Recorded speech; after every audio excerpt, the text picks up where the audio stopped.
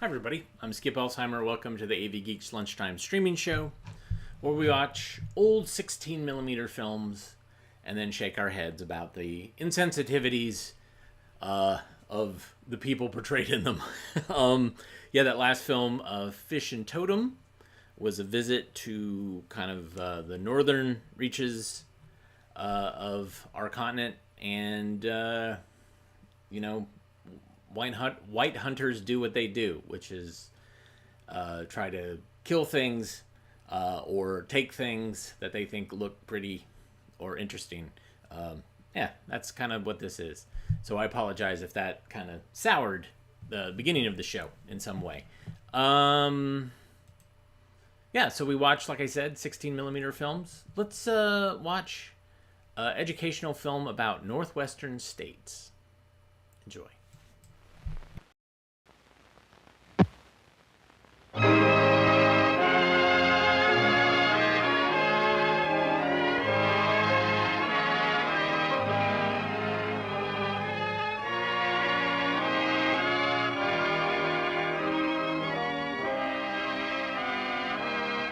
Life in the Northwestern States has been shaped by geography, the prairies, plateaus, and mountains. In the region's eastern half, the rich prairies of Kansas and Nebraska, and the high plains of the Dakotas.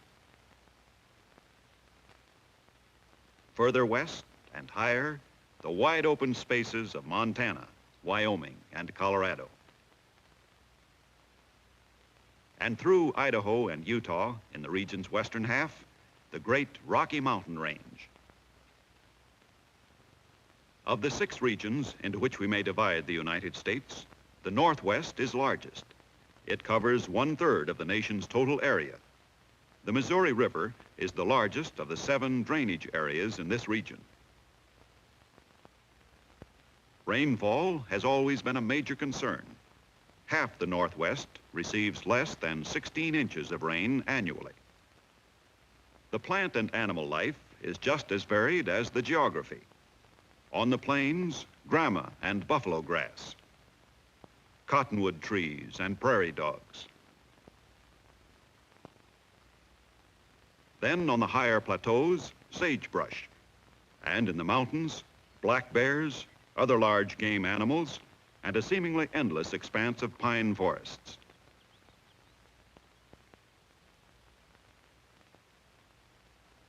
Most settlers came to the Northwest after 1850. They were homesteaders from the Middle States, some from the other regions and Canada. And then came the greatest numbers, immigrants from Germany, Russia, Norway, and Sweden. Settlers hungry for free land, willing to work hard to keep it. Today, less than half the population lives by farming. 5 cities, Wichita, Kansas City, Omaha, Denver, Salt Lake City, have populations over 100,000. Each of these cities is an important jobbing and wholesale center. The people themselves take pride in their colorful past. The Northwest gave America the frontiersman with his sod home, the last frontier and the home of the Indian, the American cowboy, the sheep herders and cattlemen, and the distinctive Mormon culture. Early prospectors found gold, which is still mined in South Dakota, Colorado, and Utah. Silver, 3/4 of the nation's supply, is mined in Idaho, Utah, Colorado, and Montana. Lead, 1/2 of the nation's supply, is mined in the Northwest. And Utah and Montana produce about 1/2 of the nation's copper. And there are uranium deposits in Colorado. Butte, Montana is built directly over one of the world's richest mineral deposits. Butte's mines yield copper ore, which is shipped to the smelter. The refined copper is cast into ingots for shipment to manufacturing centers the world over. Oil production, on the other hand, is only a fraction of the nation's output, yet its money return to these states is important. Bituminous coal and lignite belts underlie much of the region, adding to its reputation for rich mineral resources. Virgin forests, another regional resource, cover large tracts of the mountain areas. Much of it is now conserved in national forests and lumbered under strict regulations. The white pine forest in Idaho is the largest in the world. Here, the lumbering industry provides work for many men.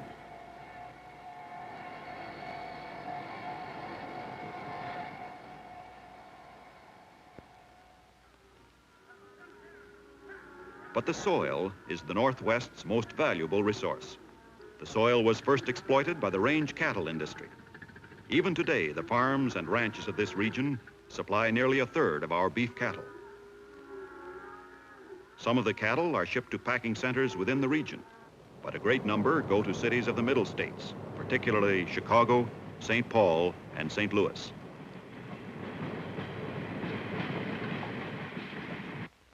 The dressed beef is distributed throughout the United States and Europe.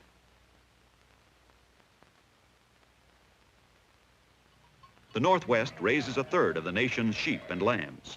High on the plateaus between mountain ranges, sheep herders and their dogs stand guard over the flocks. In the spring, the heavy wool is sheared. The region produces more than a third of the nation's wool.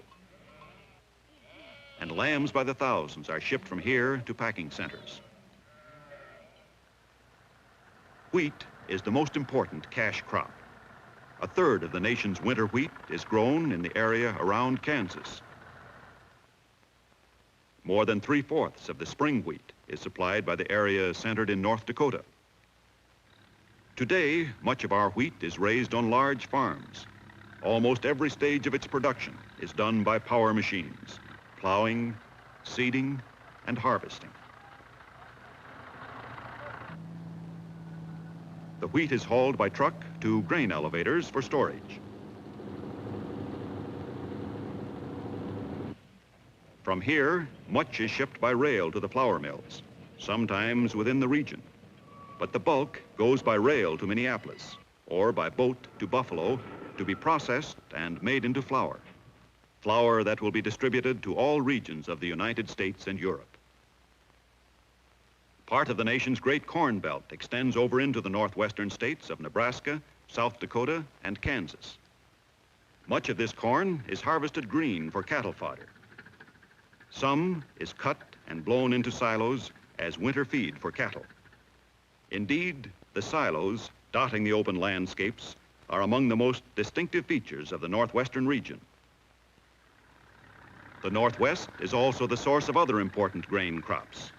Rye, used for bread and animal fodder. Flax, cultivated for the seeds that yield linseed oil. Alfalfa, part of the large hay harvest that is baled and shipped to other regions. In the Northwest, large areas of the cultivated land receive less than 16 inches of annual rainfall.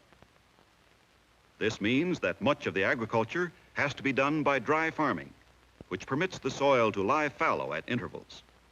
At such times, the soil is frequently cultivated to conserve moisture for the next crop. In certain plateau areas, the federal government has developed a great many irrigation projects. This irrigated land is used for orchards, although most of it helps support the extensive alfalfa crops and sugar beet farms. Probably the best solution to the region's lack of enough rain is further development of similar irrigation projects. Here on the Northwest Great Plains is America's legendary Main Street. Numberless small towns and villages, each a trading center for the rural area around it. Most of the towns have the same features: the grain elevators, livestock shipping pens, the busy streets when farmers and their families crowd into town to do their shopping, and the public school, an important institution in any Plains town, which leads the way for many to the state university and the state agricultural colleges.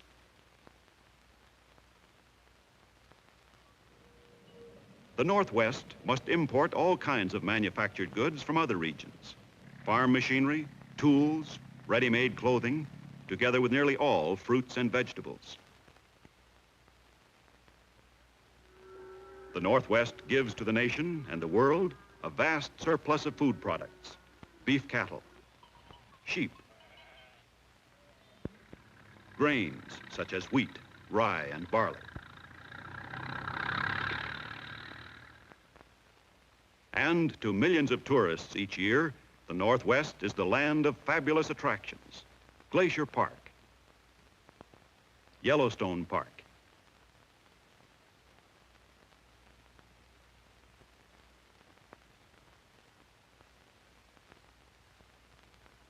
the Grand Teton Mountains,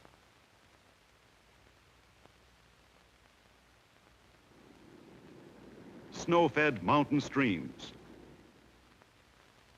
and the dude ranches, where people can escape from their cramped city life and relive the romance of the Old West.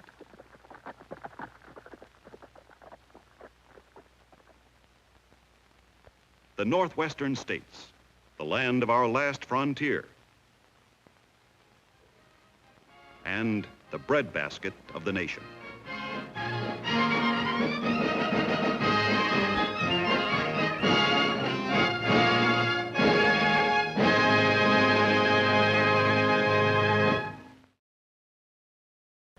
So it looks like there's some confusion about the Northwestern States versus the Pacific Northwest. And yeah, I don't know. I would say Northwest. I'd say like, well, Washington State, Oregon, Idaho. But yeah, that's why we have these films, to kind of eke all that stuff out. And you know, those designations might be changing over a period of time. Maybe they're just called flyover states now. Who knows? So this next film is a NASA film, and this came out when Skylab was orbiting around the Earth. It was our laboratory where all these experiments would take place, and so whenever there was a facility like this or a mission, NASA would do. They would film some stuff while they were up there, and then put together these educational packages that were distributed. So this is Conservation Laws in 0G. And the astronaut who's talking is the father of this guy, Richard Garriott, who some of you who are old like me would know as Lord British, the guy who did Ultima, which was a game that I played a lot of, on the Apple II. I didn't have an Apple II, but my neighbor did, and I would be there playing that game like all the time. One summer, I think I spent so many hours over there. So anyways, there's your connection. So this is Conservation Laws in 0G. Enjoy.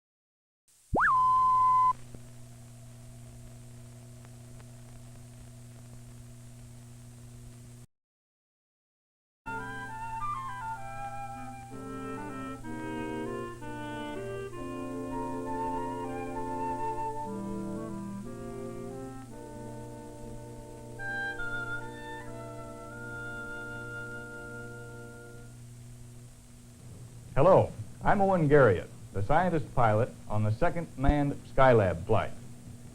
During the 3 missions of Skylab in 1973 and 1974, fellow crewmen and I were able to demonstrate several of the fundamental laws of nature in ways not possible here on Earth. Skylab gave us the really rare opportunity to conduct these demonstrations in an environment which gravity was really not a factor.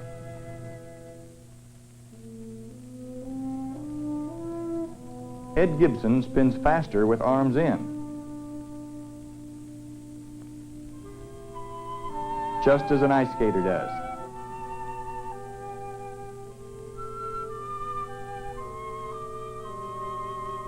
Ed also tumbles faster after he tucks his legs in.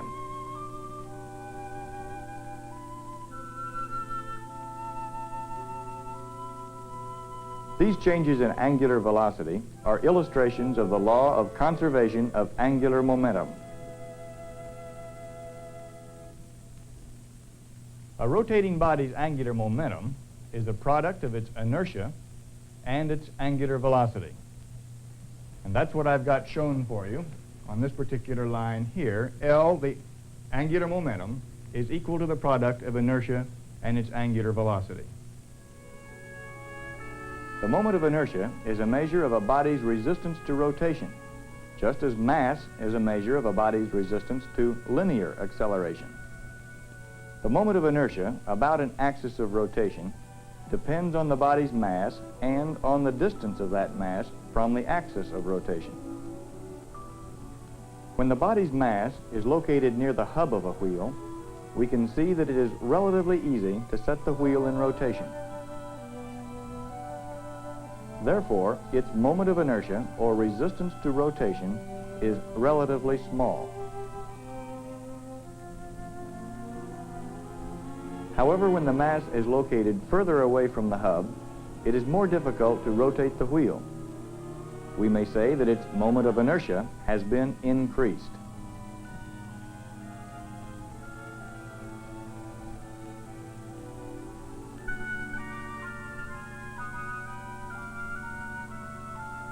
When we combine these two images, we see that the wheel with the lower moment of inertia rotates more rapidly, while the wheel with the larger moment of inertia spins more slowly.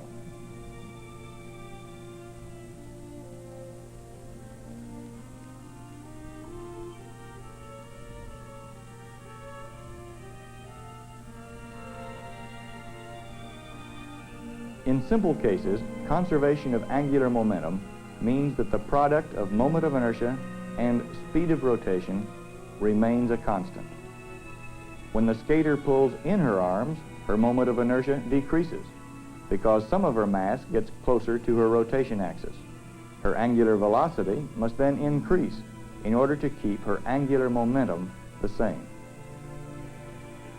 Now, some other demonstrations of the same conservation law.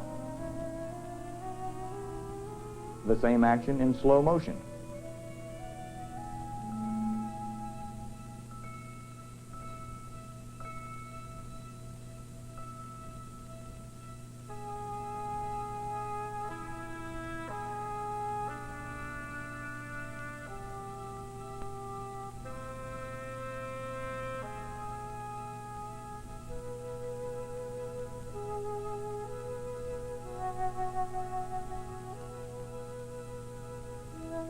Here Ed Gibson is twisting his upper body in the opposite direction from his legs. Since his initial angular momentum was zero, he cannot acquire any overall angular momentum. Here is Joe Kerwin demonstrating the same principle.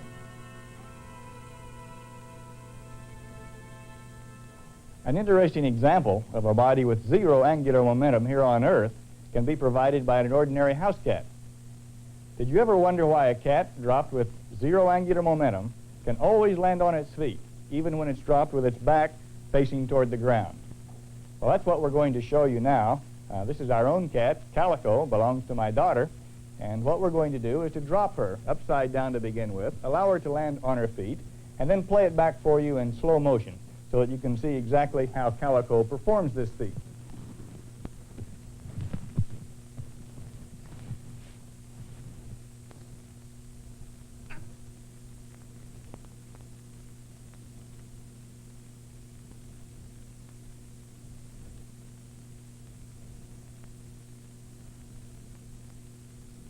In always landing on its feet, a cat maintains zero angular momentum by twisting the front and rear parts of its body in opposite directions, somewhat as Ed Gibson did.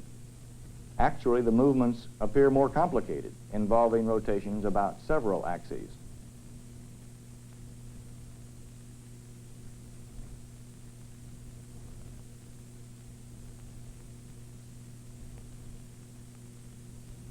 A rotating body may be affected by conservation of energy as well as angular momentum. As you have probably already learned, when energy is transformed from one form to another, its total amount is conserved. Nothing is lost. Now, energy exists in a variety of forms, including potential, kinetic, and heat energy. Potential energy is defined as a body's capacity to do work by virtue of its position in space, whereas kinetic energy is contained in a body's motion through space. We learned an important lesson from this Explorer 1 satellite, which launched our whole space program back in 1958, just a few months after the Russians put up Sputnik 1. Explorer 1 reminded us that when a rotating body is not completely rigid, its kinetic energy can be easily transformed into heat energy. This can have surprising consequences. Explorer 1, and that's a model of it that I have here in my hand, it had a long cylindrical shape, and it was designed to spin about its longitudinal axis, just as it's doing here on the launch pad. It had 4 antennas at 90 degrees from each other, and here you see them before Explorer 1 was mounted on top of its rocket.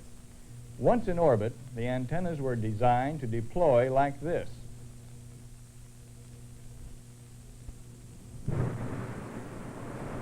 Now, scientists were very surprised after the initial elation over the successful launch of Explorer 1 to learn that the spinning satellite was beginning to tumble end over end.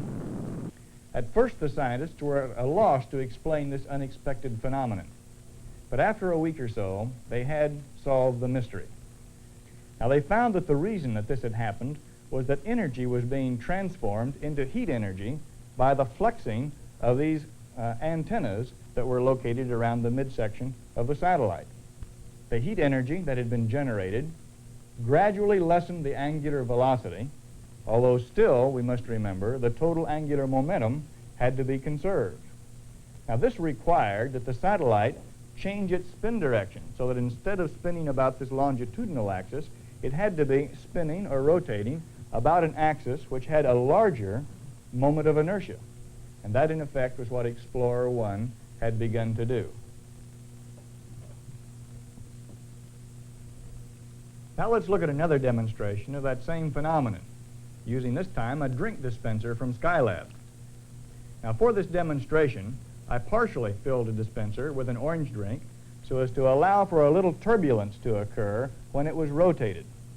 Then, after I spun it along its long axis, the turbulence caused the kinetic energy to be transformed into heat energy, just as in the case of the antennas for Explorer 1.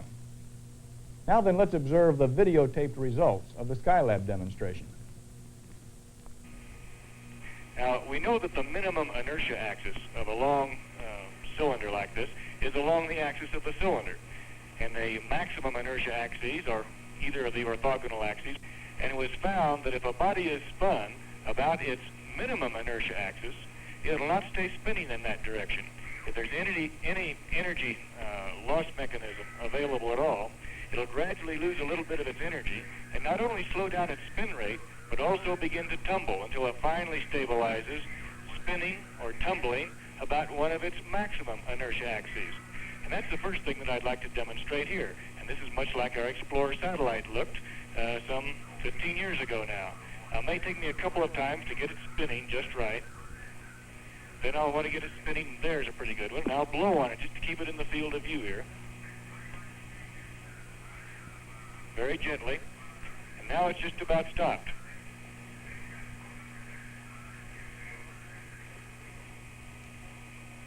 And you can now begin to see that as it loses a little bit of energy, because I've got some water bubbles inside here, that sloshing around of the water inside will gradually absorb just a little bit of energy.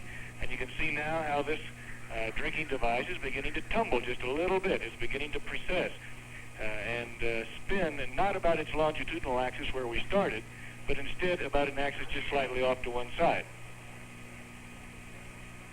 I'm blowing just very gently right about the center of mass so as to not disturb it if I can.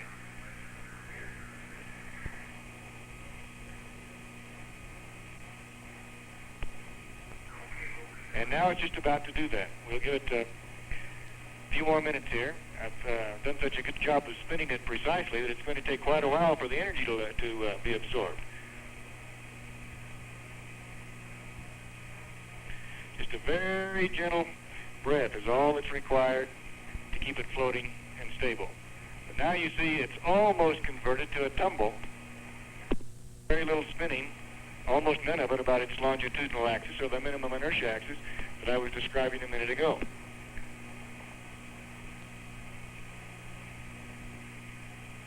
I have to blow it back down into the middle of our picture here.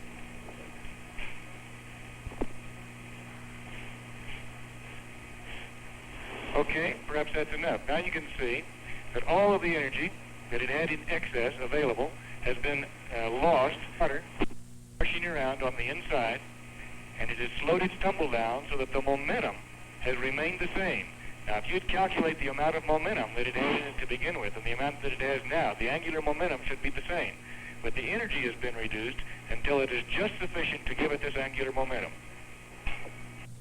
Now that we've seen both the Explorer and Skylab demonstrations, let's analyze for just a moment the equations that explain precisely what it was that's happened. Now this is, of course, the equation we've been working with. Total energy equal the sum of kinetic, potential, and heat energies. The kinetic energy can be expressed, if we like, as 1/2 moment of inertia times its angular velocity squared, potential energy, and then Q is just the symbol I've used for the heat energy involved. Now we also know that the angular momentum, L, can be expressed as the moment of inertia times the angular velocity, and then this inserted back up into the equation for kinetic energy if we should wish to, giving us with this final equation, which I want to talk about for a moment. The total energy equal the sum of these three terms. Now, we know from the laws that we've just been looking at that the total energy in the system must have been conserved and therefore held a constant. Also, the total potential energy did not change because the bodies that we were looking at, both our drinking dispenser and the Explorer satellite in orbit, maintained their same relative position above the surface of the Earth so that the potential energy was not changing. And then finally, our other law told us that the angular momentum did not change during this time. So the only thing that has been left to vary during the course of this changing and rotation is the amount of heat and the angular velocity. Well, now we know that as long as there is any turbulence, as there was, for example, in the drink dispenser and with the flopping antennas, the heat energy is going to increase during the time it was rotating. So that term had to increase. And the only way that this equation can be maintained in balance then is for the angular velocity omega to have decreased. And of course, that's exactly what we saw happen. The high spin rates of the drink bottle and the Explorer 1 did begin to slow down, and the rotation rate diminish. Now, the one other thing to keep in mind as omega decreased is that the angular momentum L must still have been kept a constant, so that when this went down, in order to hold the momentum constant, the moment of inertia I had to increase, which meant that the drink bottle and the satellite did not spin any longer about their minimum inertia axis, but instead began to tumble and spin about its maximum inertia axis. In fact, its final stable condition was a spin about its maximum inertia axis at the minimum velocity, which was consistent with providing the required amount of angular momentum, and one in which there was no longer any turbulence generated so that Q could no longer increase. Returning to the story of the early Explorer satellites, I should tell you that the flexible antennas on Explorer 1 were replaced with nearly rigid ones on Explorer 2. Something like the antennas you see here on a small lunar satellite released by Apollo 15. So while Explorer 1 started tumbling in the first 90-minute orbit, it was many days before Explorer 2 did likewise. I hope you have gotten a little better feeling for the laws of motion governing spinning and tumbling bodies in space, and that you will be stimulated to try and understand some of our final examples.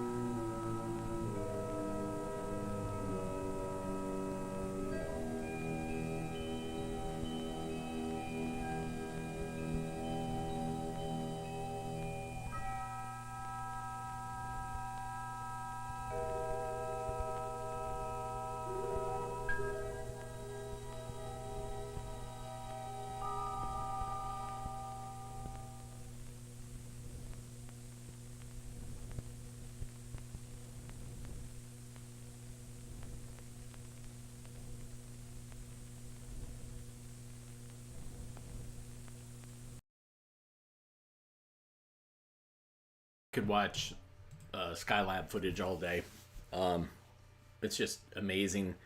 And I have a film called Spaceborne, which is basically just Skylab footage set to music. But in case you didn't know, Skylab fell to the Earth. And I remember when it was going to happen. I think it was in the late 70s. I don't think I was in high school yet, but it was in the summer.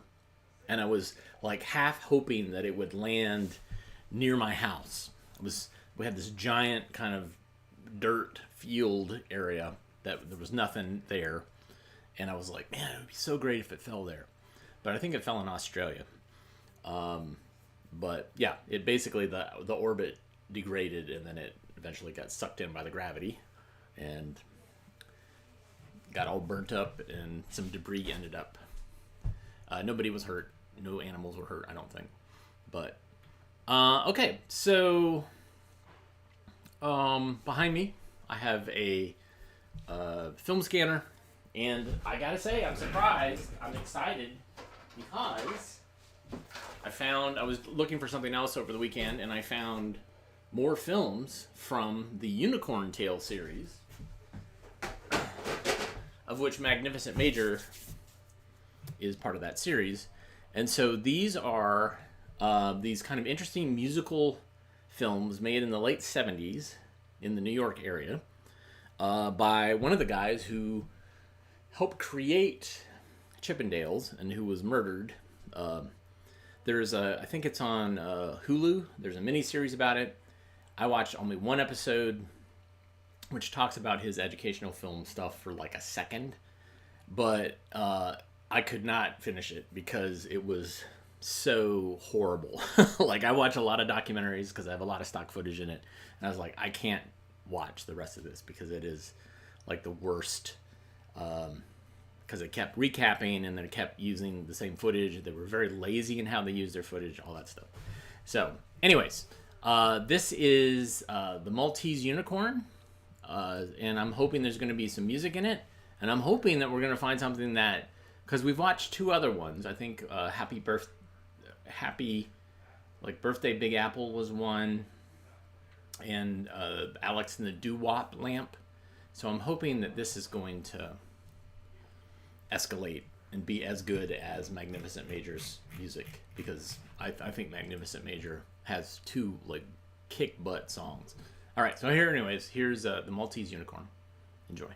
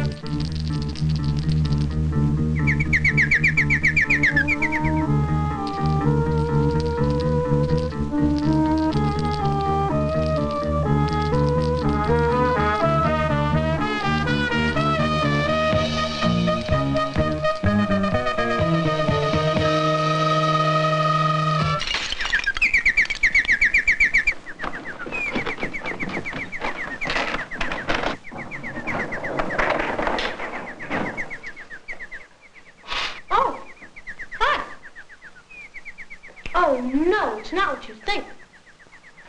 No, see, I heard this big noise. And when I came down, there was this cake and milk just sitting on the table. It must have been a burglar, don't you think? And he ran away when he heard me coming. I bet he just escaped from prison. That's why he was after the cake and milk. You see, they never give you cake and milk in prison. Well, good night. Brian, I think you're forgetting something. Oh, yeah. I meant the truth. You don't believe me? What's the matter with Sydney? The Maltese Unicorn! Oh! Brian! Wally, we got it on our honeymoon. Do you remember the argument we had? I wanted to get the Maltese Unicorn, and you wanted, what was it, some kind of big Maltese bird. I'll never be able to get it back together. Brian, snacking a sneak. Sneaking a snack is bad enough, but breaking a priceless heirloom? Honest, Dad, I know I look guilty, but I'm not. Really. Brian, lying about it only makes it worse. No! This time it wasn't me, no it really wasn't me. Can't you see I didn't do it? Honey, maybe we can glue it. Whenever names get named, I'm always getting blamed and abused, wrongly accused, frequently framed. You never blame Jody, what is it about her? Jody's never given us a reason to doubt her. How do you know? What about the jelly jar that broke late last night? It led us to your peanut butter prints on the light switch. That's what I mean. How do you know? You said it was the peanut butter burglar who was spotted in our neighborhood Not so long ago. Okay. But this time it wasn't me. Not guilty. Good night, Brian. I hope you'll be able to remember things a little more clearly tomorrow. But Dad. I'll go to the hardware store in the morning and see if I can get some Maltese glue.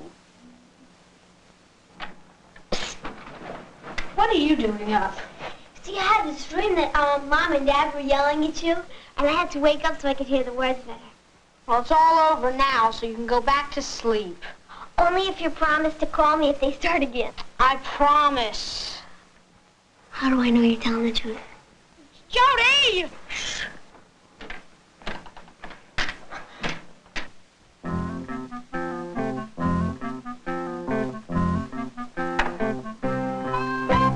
This time it wasn't me.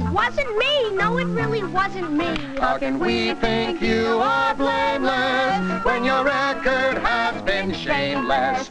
From the things we've seen and heard, your word cannot be taken very far. You're a washout, Brother Brian, with your sneaking and your lying. Who put the ink in your sister's shampoo? Her hair turned blue and all the bathroom towels too. And while your sister ranted, you insisted that she must have been enchanted. Blue she was, but enchanted she was not. Yes, it's true, oh how blue, oh how black and blue your bottom got. Gosh, but that was over 2 weeks ago. I was just a kid then. This time it wasn't me. Not guilty.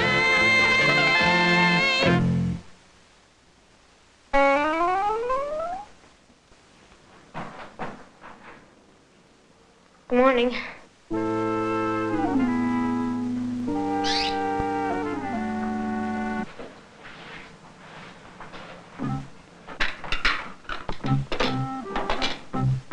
Did I miss anything exciting yet? Good morning, everybody. Isn't it a beautiful day? Although the radio did say that it might snow.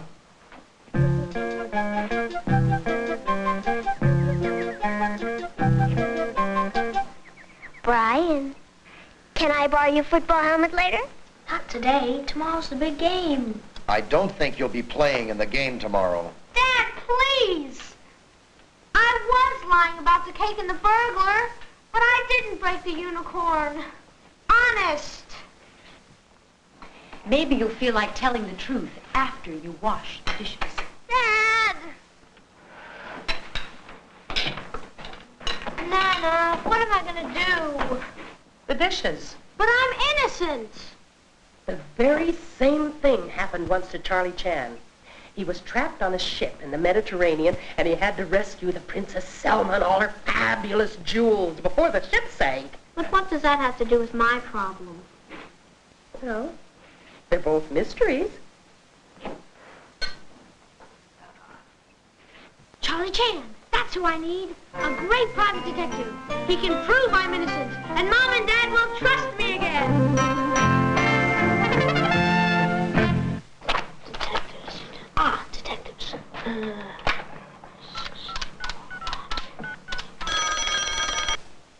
The number you have just dialed is not in service at this time.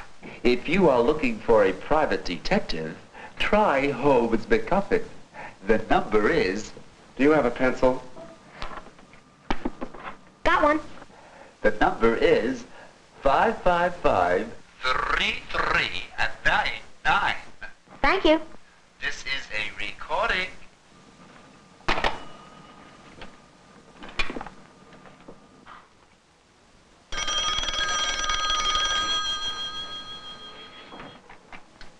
Hello, Holmes McGuffin? Well, it's about time. You knew I was going to call? Of course, I'd be some private detective if I didn't. Oh. Well, I was hoping you could help me.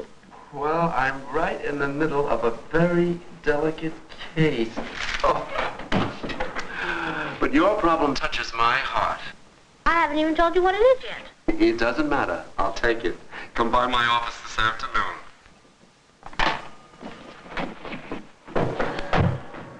Holmes McGuffin, private investigator. Also, tap for beginners. Szechuan cooking self-taught. Mended hearts broken, broken hearts mended, and chinchillas manicured.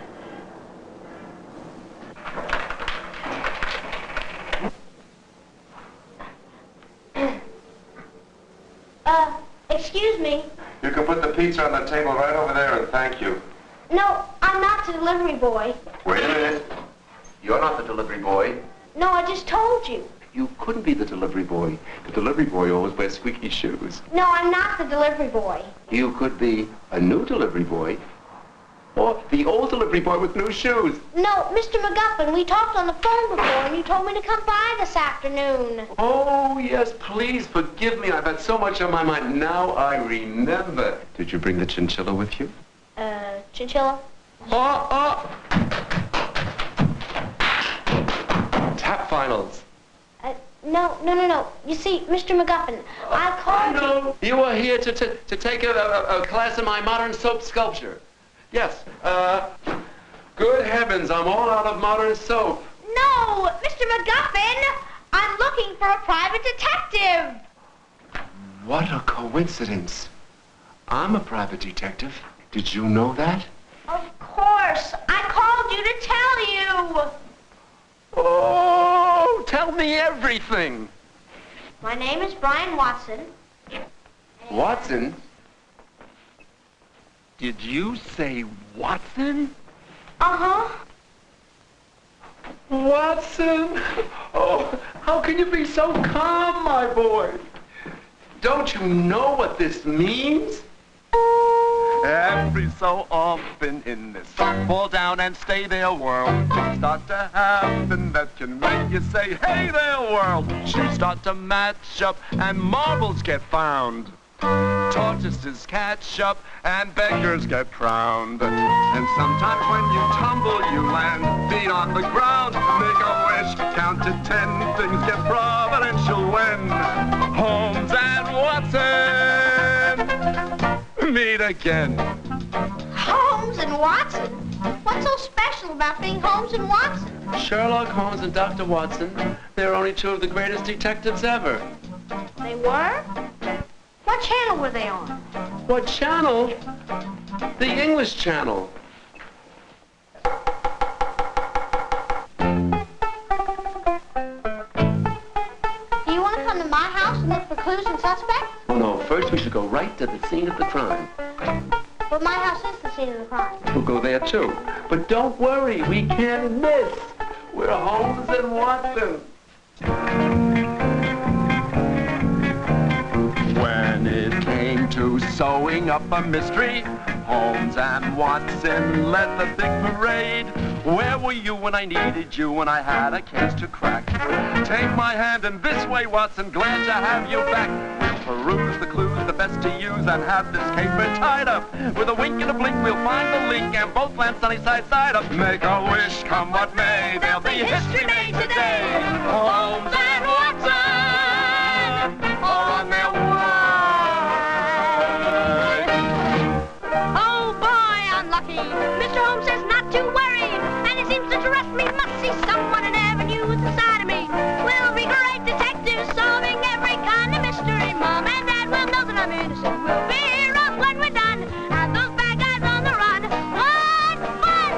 I've got a friend to help me with my name. Solving the unicorn case with his fame. Shout hooray for Holmes and Watson. Holmes are the best detectives that there are.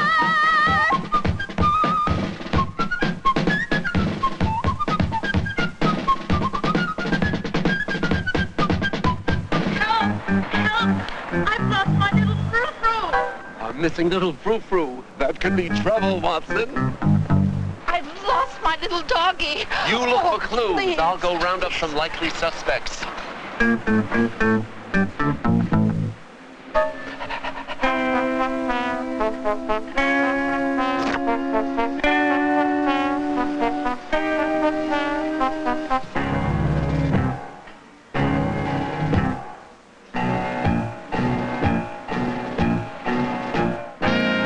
We did it! Victory, my dear Watson!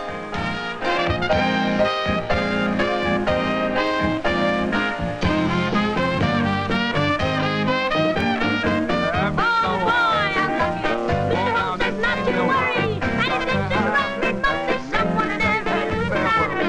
We'll be great detectives, solving every kind of mystery. Mom and Dad will know that I'm innocent. We'll be heroes when we're done, and those bad guys on the run. What fun to make a wish, count to 10, things that providential way. Holmes and Watson.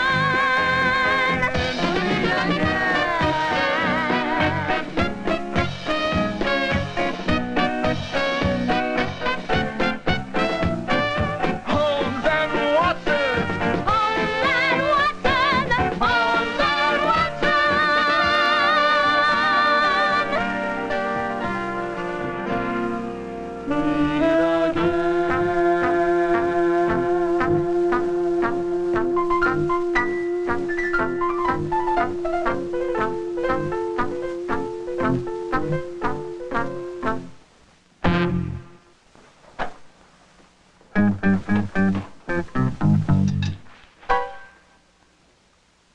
So glad you could join us for dinner, Brian. I'm sorry, Mom, but Mr. McGuffin... Another story, Brian? I want to hear it. Sometimes he's better than TV. Shh! He's looking for clues.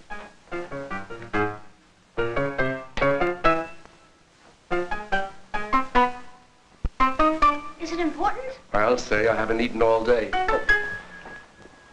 Don't mind me, sir. Just go right on with whatever you were doing.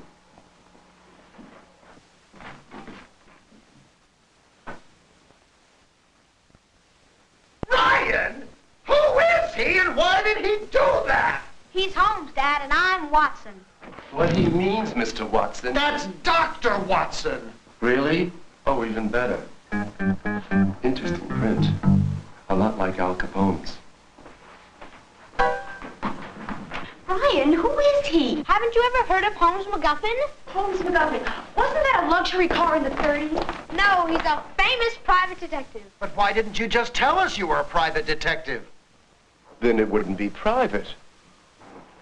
Well, I suppose you're all wondering why I called you here tonight. What is he talking about? We live here. Of course, and that's what makes you all the perfect suspect. Odd. The only thing that makes me sneeze is cat fur. That's not a toupee, is it? What do you mean, suspect? He means any one of us could have broken the unicorn. The Maltese Unicorn. Everyone knows Brian did that. Aren't you in enough trouble already, Brian? If you are innocent, you have nothing to fear, Mrs. Watson. You never liked that unicorn, did you, Mrs. Watson? Of course I liked it. I loved it. No, you didn't, dear. You hated it. I hated it, but I loved it. The same thing happened to Dick Tracy once in a submarine. I know what must have happened.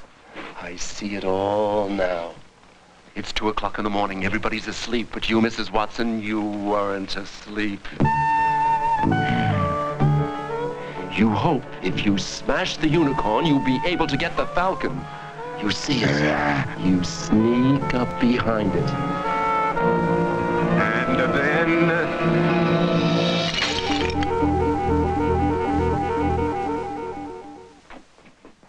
And unless I miss my guess... No, that's not true. I didn't do it. Well, I must have missed my guess. Brian, I think we've had enough of this. Of course. But tell me first, Dr. Watson, what are these doing in the living room? My bedroom slippers. How... Sleepwalker. Well, yes, sometimes. I know what must have happened. On the night in question, you were walking in your sleep. Outdoors. Tell me, Dr. Watson, is this golf ball yours? No, at least I don't think it is. Are those teeth marks? Obviously a very poor loser. No, Dr. Watson. You weren't walking in your sleep on the lawn. You were playing golf. In my sleep?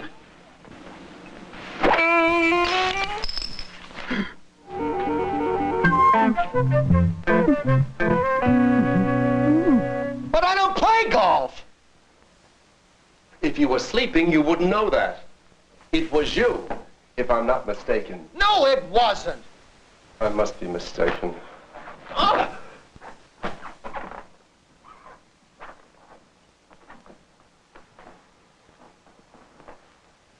I noticed that you knit, Grandma. Yes, but... I know what must have happened. Late for a birthday scarf or some Christmas socks, you were working all through the night.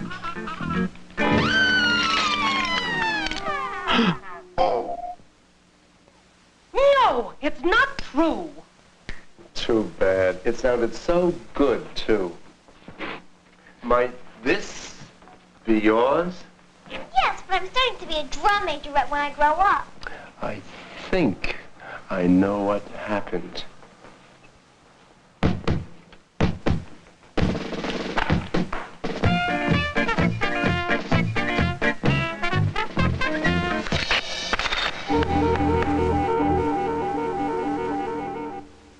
No, it couldn't have been me. Ask Mom and Dad.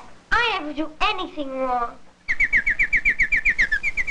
Of course. The canary is always the last one you suspect. He's acting strangely. Haven't you noticed? Looks like a guilty conscience to me. Sadie? Don't worry. I'll make this bird sing.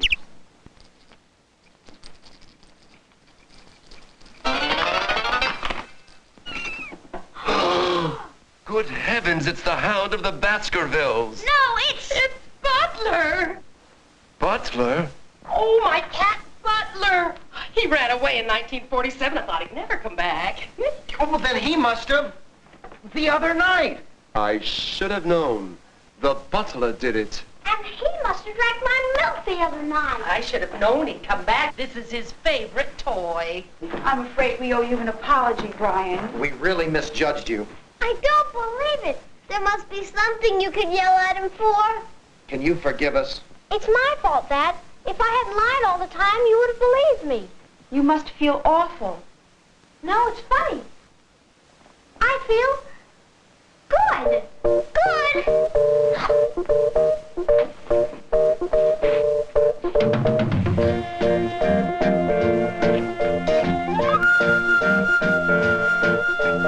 Ask me why my hands are clapping. Ask me why my toes are tapping. Something great's about to happen. 1, 2, 3. Feel so high, I'm on the ceiling. No more lying and no more squealing. Ask me how this brand new feeling feels to me. Well, to tell the truth, I feel like singing. Look what I've achieved. It's great to be believed. I'm confessing that I've learned my lesson. To tell the truth, I feel like flying, but now I think I could. Never knew it could feel so good. To tell the truth. Ask me why my hands are clapping. Clapping. Ask me why my toes are tapping. Tapping. Something great's begun to happen. Glory be. We believe in our boy Brian. Told the truth without half trying. Everyone who's through with lying, sing with me. Tell the truth, I feel like singing. Glory and behold. It's time to join the fold. Non-believer, get that fever. To tell the truth, I feel like flying, but now I think I could. Hallelujah, it feels so good. Hallelujah, it feels so good. To tell the truth, to tell the truth, to tell the truth.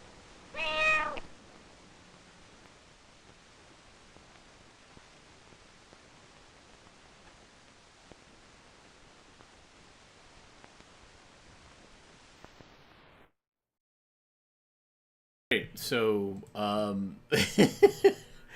don't know. I still think Magnificent Major is still the best that I've seen in this series. We've got others, though. I've got two more that I discovered that I didn't know existed. That in my database, they were not listed as Unicorn Tales things. So maybe we'll spread them out a little bit. But, so some of you think the last song maybe was a toe tapper because he literally talks about tapping his toes. Some people say that there was a second song, the Song of Denial was a good one.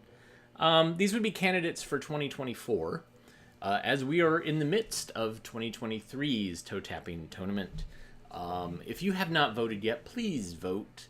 And what you can do is if you go to the YouTube channel, AV Geeks YouTube channel, you'll see that there's We Need Your Votes, Toe Tapping Tournament 2023 right bracket.